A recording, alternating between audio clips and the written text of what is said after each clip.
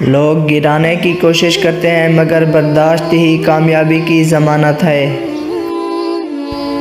ایسے دوست سے ہاتھ دھو لینا بہتر ہے جو آپ کے دشمنوں کے ساتھ بیٹھتا ہو۔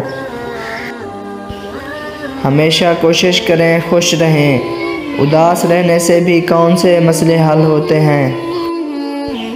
اگر آپ کا سکون کسی شخص سے وابستہ ہے تو مبارک ہو آپ کو، آپ کبھی سکون میں نہیں رہیں گے۔ کئی مرتبہ آنسو نکل پڑتے ہیں زندگی کے اس سفر میں، جس طرف دیکھو مطلب کی دوستیاں اور مقصد کی محبت۔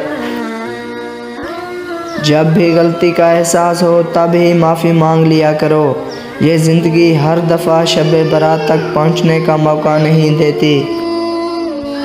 دو میٹھے بول انسان تو کیا حیوان کو بھی زندگی بھر کے لیے اپنا بنا سکتے ہیں۔ سب سے زیادہ ناقدری انسان ان رشتوں کی کرتا ہے جو اس کے ساتھ ایک چھت تلے رہتے ہوں۔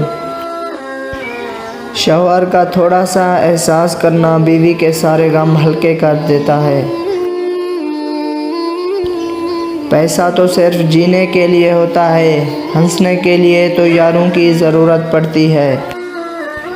بڑی بڑی باتوں پر ہار نہ ماننے والے اکثر چھوٹی چھوٹی باتوں پر ٹوٹ جاتے ہیں۔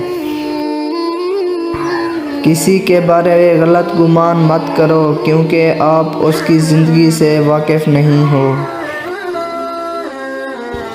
اے مولا کریم، ہر بیٹے کا خواب سچا کر دے اور ہر بیٹی کا نصیب اچھا کر دے۔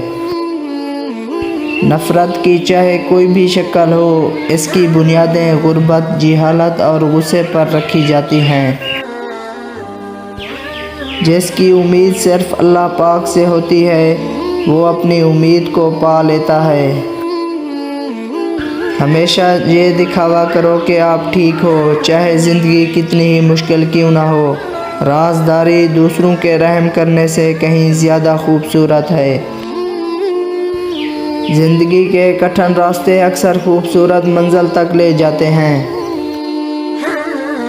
حسد کرنے والے کی پہچان یہ ہے کہ وہ آپ کی بولی ہوئی بات میں سے اچھے پہلو کو چھوڑ کر برائی نکالے گا۔